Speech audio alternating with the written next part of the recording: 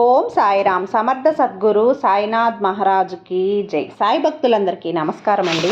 మన బాబా గారి దయ వల్ల మనందరం బాగుండాలి, సంతోషంగా ఉండాలి అని చెప్పి మనస్ఫూర్తిగా కోరుకుంటూ ఈరోజు వీడియో స్టార్ట్ చేస్తున్నాను ఫ్రెండ్స్. ఇక ఈరోజు వీడియోలో మనం చూడబోయేది ఏంటి అంటే, బాబా గారు మనకి ఒక కథ చెప్పడానికి వచ్చారండి. ఈ కథ వెనక మనం ఒక పరమార్థం అనేది తెలుసుకోవచ్చు. ఈ కథ గనక మనం ఎవరైతే వింటామో, ఎవరికైతే ఈ వీడియో వెళ్ళి చేరుతుందో వాళ్ళందరికీ కూడా తెల్లవారేసరికి మీరు కళ్ళు తెరిచి చూడగానే బాబా గారు ఏదో ఒక రూపంలో దర్శనం అనేది మనకిస్తారు. అది ఎలా జరుగుతుంది, ఏ విధంగా జరుగుతుంది అనేది బాబా గారు ఒక కథ రూపంలో మనకు వివరిస్తారు. ఇది అక్షరాల నిజమండి, జరిగిన కథ. అంతేకాకుండా నిజంగానే బాబా గారు ఏదైతే మనకు చెప్పబోతున్నారో అదే చేస్తారు. ఎవరమైతే ఈ కథ వింటూ బాబా గారి మాటల్ని మనం వింటూ నిద్రపోతే గనక ఖచ్చితంగా ప్రశాంతంగా హాయిగా నిద్రపడుతుంది. తెల్లవారేసరికి ఏదో ఒక రూపంలో మన ముందు బాబా గారి దర్శనం అనేది ఏదో ఒక రూపంలో జరుగుతుంది. అది బాబా గారి ఫోటో కానివ్వండి, లేదంటే మనం నిద్ర లేవగానే బాబా గారి ఫోటో కానీ, ఫోన్లో బాబా గారి ఇమేజ్ చూడటం కానివ్వండి, లేదంటే బాబా గారి పాటలు మనం వినటం కానివ్వండి, బాబా గారి గురించి ఎవరైనా సరే మనతో చెప్పడం కానీ, ఈ విధంగా మనకు లేవగానే బాబా గారి దర్శనం అనేది ఇస్తారన్నమాట. ఈరోజు బాబా గారు మనతో చెప్పబోయే కథ ఏంటి అనేది విందాం. మనలాగే బాబా వారికి ఒక భక్తురాలండి.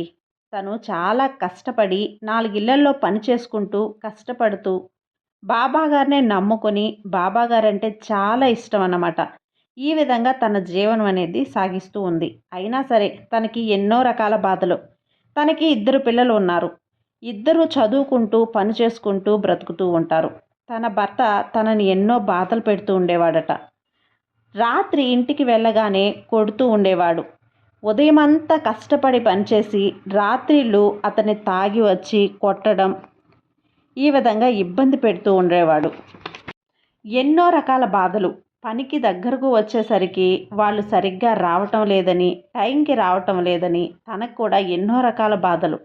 తన పిల్లల్ని సరిగ్గా చూసుకునేవాడు కాదు. అంతేకాకుండా పిల్లల్ని చదివించాలన్నా తానే కష్టపడి పిల్లల్ని చదివించుకుంటూ ఉంది. ఎలాగైనా సరే పిల్లల్ని చదివిస్తే ఒక దారికి వస్తారు అనుకొని ఆ పిల్లల జీవితం నాలా కాకూడదు అనే ఉద్దేశంతో తను చాలా కష్టపడి పిల్లల్ని చదివించుకుంటూ ఉండేది. ఒకరోజు ఎన్ని బాధలు వచ్చినా సరే ఆ బాబా గారికే చెప్పుకుంటూ ఉండేది. ఏంటి బాబా నాకు ఈ బాధ, ఎంత కష్టపడుతున్నానో, కాళ్ళు చేతులు అన్నీ నొప్పులు, ఇంటికి వెళితే కొంచెం కూడా అన్నం అనేదే ఉండేది కాదు. తను అలాగే ఎన్నో బాధలు పడుతూ ఉండేది. నేను మనశ్శాంతిగా ఉండాలంటే నాకు మనశ్శాంతి లేదు బాబా, నాకెందుకు బాబా ఈ బాధలు అని బాధపడుతూ బాబాకి తన బాధలన్నింటినీ కూడా చెప్తూ ఉండేది. తన బాధలన్నీ బాబా గారు వింటూ ఉండటం, ఇలా చేస్తూ ఉండేవారు. కానీ ఒకరోజు ఏమవుతుందంటే, తను పనికి వెళ్ళే చోట డబ్బులు అనేవి దొంగలించబడ్డాయి. అప్పుడు ఆవిడ డబ్బులు కనిపించడం లేదు, నువ్వే ఈ డబ్బులు దొంగిలించావు అంటూ తనని పనిలో నుంచి తీసేస్తుంది. తను ఎంతగా చెప్పుకున్నా సరే ఆమె నిజంగా దొంగలించలేదండి అని తన డబ్బులు కనపడకపోయేసరికి ఆమె ఎంత విన్నవించుకున్నా కూడా వాళ్ళ ఓనర్ అనేది వినలేదన్నమాట. తనకున్న పని కూడా పోయింది. నేను నా కుటుంబం ఎలా బ్రతకాలి అని చాలా దిగులుతో వస్తూ ఉండగా అక్కడ బాబా గారి గుడి కనిపిస్తే ఆ గుళ్ళోకి వెళ్ళి కూర్చుంటుంది. తనకి ఏం చేయాలో అర్థం కావడం లేదు అని ఆ విధంగా ఏడుస్తూ ఆ గుళ్ళోనే కూర్చుని ఉంటుంది. బాబా, నాకెందుకు ఈ బాధ, నాకు ఏదో ఒక దారి చూపించు తండ్రి, నిన్నే నమ్ముకొని ఉన్నాను. ఇంత బాధ పెడుతున్నా కూడా నాకు ఆ పని అనేది కొంచెం ఊరటగా ఉండేది. ఇప్పుడు చేస్తున్న ఆ పని కూడా పోయింది. నేను ఏం చేయను? చెయ్యని తప్పుకు నా మీద నిందలు వేస్తున్నారు. నా భర్త ఏమో నన్ను ఇలా ఇబ్బందులు పెడుతున్నాడు. తిట్టడం, కొట్టడం, పిల్లల్ని బాగా చూసుకోకపోవటం, నేను చాలా నరకం అనుభవిస్తున్నాను బాబా. నేను ఇంకా ఎన్ని రోజులు ఇలా బాధపడాలి అనేసి తన గోడంతా కూడా ఏడుస్తూ అక్కడే నిద్రపోయింది. అప్పుడు బాబా గారు కలలో కనిపిస్తారు. తల్లి, నువ్వు బాధపడకు, నీ కర్మ అనేది, నీ కర్మ ఫలాలు అనేవి తీరబోతున్నాయి. నీకు ఇంకా 9 నెలల 12 రోజుల దాకా నీ కర్మలనేటివి నువ్వు అనుభవించి తీరాల్సి వస్తుంది. ఈలోపు నీ కర్మ అనేది తీరిపోతుంది. అంతవరకు ఈ బాధలనేవి నువ్వు భరించాల్సిందేనమ్మా అని చెప్పి బాబాగారు చెప్పారు. ఆ తర్వాతే నీకు విమోచనం అనేది కలుగుతుంది అని చెప్పి కల్లో కనపడి తనకి చెప్పి వెళ్ళిపోతారన్నమాట. తెల్లవారేసరికి బాబాగారు నాకు కలలో ఇలా చెప్పారు కదా, నాకు ఇంకెన్ని రోజులున్నాయి అని బాబాగారు నాకు సహాయం చేస్తారులే, ఇంకెన్నో రోజులు లేవు కదా, నేను ఇన్ని రోజులు బాధపడ్డాను, బాబాగారు నాకు త్వరలోనే విముక్తి అనేది ప్రసాదిస్తారు అని బాబాగారికి నమస్కరించుకొని బాబా చెప్పిన మాటల్ని నమ్మి తన పనికి తాను వెళ్ళి ఏదో ఒక పని అనేది చూసుకుంటుంది. మనం ఎన్నో బాధలు పడుతూ ఉంటాం. కష్టం తర్వాత కష్టం వస్తూనే ఉంటుంది.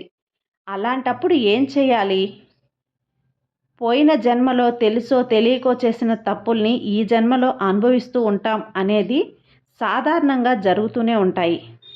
ఈ కథ మనకు బాబాగారు ఇలా చెప్తున్నారు. ఎవరైతే బాధలతో మనశ్శాంతి లేకుండా నిద్రపోతూ ఉంటారో, ఎన్నో కష్టాలు, ఏంటి బాబా నాకు ఇంత కష్టపడినా నాకు జాబ్ అనేది దొరకడం లేదు, నాకు మనశ్శాంతి అనేది లేదు అని ఎవరైతే బాధపడుతూ ఉంటారో వాళ్ళందరికీ కూడా ఈ వీడియో వెళ్ళి ఖచ్చితంగా చేరుతుంది. మనకు కూడా ఇలాంటి ఓదార్పు బాబాగారు తెలియజేస్తున్నారు. బాబాగారు ఈ కథ చెప్పారు కదండి. రాత్రి పడుకునేలోపు ఈ కథ అనేది విని పడుకోండి. నిద్ర లేచేసరికి మనకు బాబాగారు ఎలాంటి రూపంలోనైనా సరే మనకు దర్శనాన్ని ప్రసాదిస్తారు. అలాగే ఏదో ఒక రూపంలో మీ సమస్యకు పరిష్కార మార్గాన్ని కూడా తెలియజేస్తారు. ఖచ్చితంగా తెల్లవారేసరికి మీకు ఒక మంచి శుభోదయంగా ఉండాలన్నదే బాబాగారి ఆలోచన. కాబట్టి బాబాగారి సందేశం వింటూ బాబాగారి మీద నమ్మకంతో మనం ఈ వీడియోని చూసినట్లయితే ఖచ్చితంగా బాబాగారు మనకు అంతా మంచి చేస్తారు. ఈ వీడియో కనుక మీకు నచ్చినట్లయితే లైక్ చేసి సబ్స్క్రైబ్ చేయండి ఫ్రెండ్స్. మరొక మంచి వీడియోతో మళ్ళీ కలుస్తాం. సర్వే జన సుఖినో భవంతు. జై సాయిరాం.